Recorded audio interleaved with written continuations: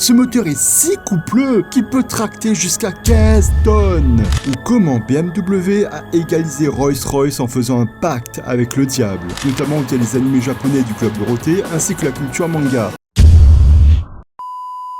Pourquoi les Seat TDI sont légendaires? Ah, les moteurs diesel. L'ancienne propagande de la France et de l'Europe avant la propagande de la voiture électrique. La technologie qui a failli anéantir le moteur à allumage commandé en France. Ça pue, ça fume, ça refuse de monter au dernier tour et donc c'est l'antithèse du fun. Et pourtant, c'est bien mon deuxième type de moteur favori derrière le moteur à bougie. Est-ce que tout le monde s'en fout? Oui!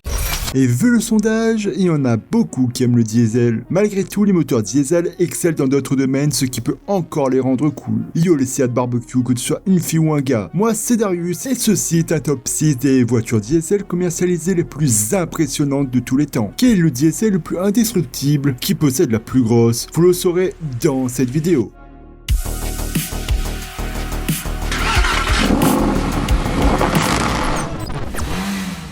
Mercedes Type 123 310.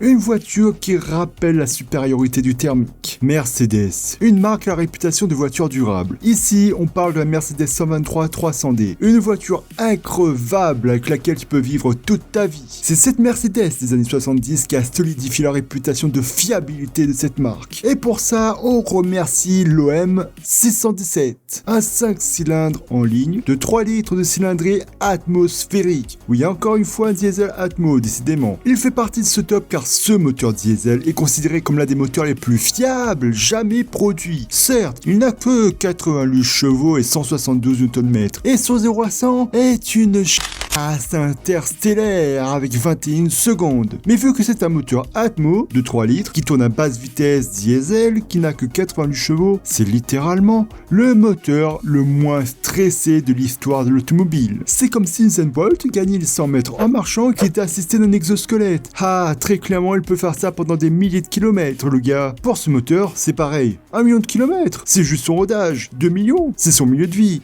3 millions par contre, là on peut considérer comme respectable. En Europe, les 310 ont été utilisés comme voitures de taxi, voitures de police, ambulances, etc. C'est d'ailleurs toujours le cas dans certaines régions d'Europe. Et en Afrique, parce que justement, vous allez trouver cette Mercedes 300D se déplaçant dans certaines régions les plus difficiles du monde. Et certains vont me dire, ouais mais à moi avec une électrique, il n'y a aucun entretien et ça dure assez longtemps. Tout ce que vous avez à faire est, de temps en temps, remplacer les freins, changer l'huile et vous assurer qu'il y a du diesel dans le réservoir. C'est tout. Et encore, diesel. Mais ce moteur fonctionne avec tout et n'importe quoi, allant de l'huile de cuisson usagée à l'huile de vidange usagée, en passant par du pétrole brut. Increvable, je vous dis. La Dodge Ram Cummins.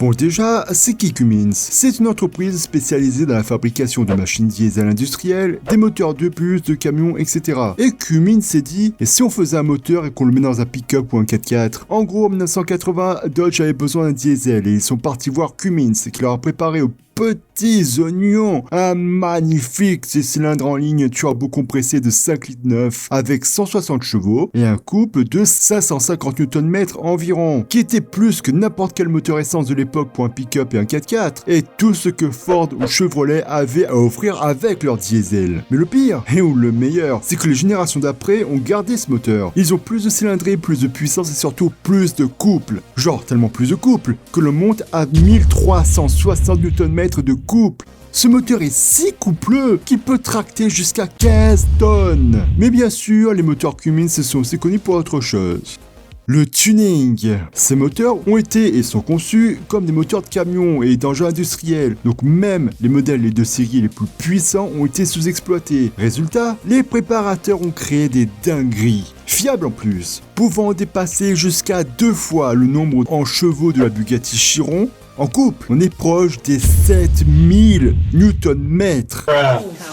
Regardez juste cette vidéo. Ce moteur a été mesuré à 3000 chevaux avant d'exploser. Mais le pire, ce n'est pas seulement puissant ces engins, mais aussi extrêmement rapide. On a mesuré des Dodge Ram qui sont plus rapides que la Bugatti Chiron en Drag Race. La Tesla Model S, ils en ont fait leur chienne. Bon, par contre, pour l'écologie, on repassera, hein. Mais le prochain est pas mal non plus côté fumée noire. Seat Leon et Ibiza 1.9 TDI. Les diesels les plus sexy. J'ai longtemps hésité entre le 2 litres HDI et le 1.9 TDI, mais mondialement, c'est le 1.9 TDI qui est le plus utilisé. Désolé à la team Peugeot. Il faut savoir que dans les années 90, il y a eu l'explosion de deux phénomènes giga cool. La première, c'était à Daron. La première, c'est l'explosion de la culture japonaise, notamment via les animés japonais du Club Dorothée, ainsi que la culture manga, mais également l'explosion des voitures japonaises, Toyota Supra, Honda NSX, Nissan Skyline, Subaru Impreza, Mitsubishi Lancer Evolution, etc. En parallèle de ça, les années 90, il y a eu également l'explosion des moteurs diesel. Moteurs diesel qui, comme la voiture électrique aujourd'hui, n'ont jamais plu aux japonais, qui se sont mis sérieusement beaucoup plus tard, et qui a eu finalement raison, et qui seront amplifiés fin des années 90 par des taxes de malades sur les motorisations diesel jusqu'à radicalement le restreindre en 2000 à Tokyo. Après, les Japonais ont fait des très bons moteurs diesel pour l'Europe, mais ils sont surtout connus pour leur moteur essence. Voilà le contexte. Alors, pourquoi parler du 1.9 TDI dans les Seat? Globalement, ce moteur est sorti en premier sur le 1080, et ce moteur a toujours eu une bonne réputation et peut facilement atteindre les 800 000 voire 1 million de kilomètres sans problème. En fait, 100 000 km, c'est juste son rodage. Mais la spécialité des Seat Leon et Ibiza, c'est que dans le groupe Volkswagen, à l'époque dirigé par le timbré de Ferdinand, a sorti des versions 1.9 TDI de 160 chevaux et 330 Nm de couple dans des voitures de segment B, donc aux côtés de la Peugeot 206 par exemple. Non mais vous imaginez, début des années 2000, les moteurs européens essence de 2 litres étaient à 150 chevaux environ. En turbo, elle tournait à 200 chevaux. Mais il fallait casquer. Donc déjà c'est ouf. Mais bien évidemment, les Seat qui sont équipés du 1.9 TDI sont surtout réputés pour être les modèles diesel les plus modifiés de l'histoire en Europe et avoir des moteurs indestructibles pour la prépa moteur. Et en tant que Réunionnais, c'était soit ça, soit les 206 HDI. On a déjà vu des Seat à La Réunion dépasser les 400 chevaux, putain 400 chevaux. On va dire que 300 chevaux, c'est la moyenne. Maintenant, la question qu'il faut se poser est pourquoi les Seat Leon et Ibiza sont emprisés. Tout simplement parce que les Seat avaient des tronches, une philosophie et un style qui allait très bien avec les plages des dom-tom et de certains pays, et se démarquaient davantage à Paris. Et tout comme pour la Dodge Ram Cummins avant, on les reconnaît également pour être noirs de l'arrière, à un tel point que d'innombrables sketchs sur ces voitures qu'on nomme affectueusement les TDI barbecue. Et les préparateurs diesel sont tellement chauds, mais imaginez s'ils avaient touché au prochain modèle. Audi Q7 V12 TDI. Bon ben moi je vais m'en aller, hein. Je pense qu'on n'aura pas besoin de moi aujourd'hui. Alors oui, encore un TDI, mais vous allez comprendre pourquoi. Est-ce que vous vous souvenez de ça? Certains vont me dire une DR8 de première gêne tunée. Et si je vous montre ça et ça? Pour ceux qui s'en souviennent, Audi a gagné le 24 heures du Mans grâce à sa R10 TDI équipée d'un V12 diesel biturbo. Les Allemands voulaient mettre un moteur diesel semblable dans leur Audi R8 pour rendre un bel hommage à leur victoire au Mans, mais en version civilisée. Un V12 biturbo diesel de 500 chevaux et 1000 Nm de couple. Mais malheureusement, alors qu'Audi avait dit à tout le monde que ce bolide serait commercialisé, qu'ils allaient écraser tout le monde, etc. etc. Bon, je vous assure, il m'a pas arrêté pour excès de vitesse. De toute façon, je pouvais pas aller trop vite avec ce concept car. En revanche, je lui ai expliqué, parce qu'il était très intéressé par la voiture, qu'elle était encore à l'état de concept, mais qu'elle serait bientôt sur les routes de Floride.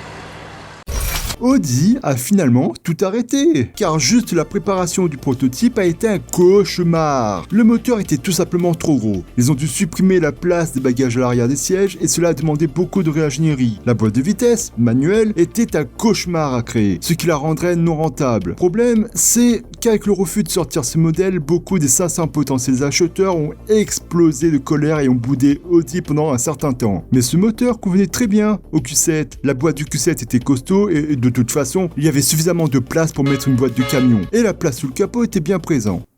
Voilà l'histoire de la façon dont Audi a fabriqué la voiture la plus débile de la marque. Débile car on a un moteur destiné à une voiture de sport, dans un SUV équipé d'un kit large et de freins en céramique, dans un tank de pratiquement 3 tonnes. Ou comment faire vomir ses passagers dans un truc qui est capable à la fois d'arracher ta maison et de plumer beaucoup de supercars à l'époque. Mais au moins, il y a un vrai moteur et un bruit un peu sympa. Et la prochaine, elle a le look en plus.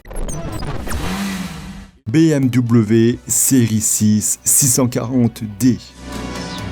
En numéro 2, nous avons BMW qui nous fait le coup d'une rôtière diesel recarrossée en sportive GT de luxe pour les gens, comment dire, qui veulent paraître haut placés. Et bien paraître haut placé car cette BMW série 6 diesel possède la même puissance que la 640i mais coûte moins cher à tous les niveaux et est la deuxième BMW série 6 à avoir le plus de couple derrière la M6. Cette BMW série 6 640d peut être comparée à un powerlifter habillé en danseur étoile qui va courir un sprint face à Usain Bolt. Elle fait le 0 à 100 pareil que sa version essence, elle a également plus de reprises, elle consomme 2 fois moins sur autoroute et beaucoup moins en ville que sa version essence, ce qui vous fait gagner du temps car vous fréquentez moins les stations-service. Comme c'est un diesel qui a pratiquement autant de couple que la M6, mais à 1500 tours minute, elle est juste majestueuse en ville, même avec une vache dans la voiture, et elle fait un joli son pour un diesel.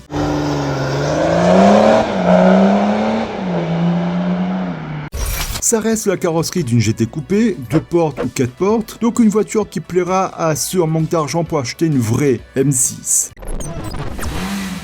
BMW Série 7 750D.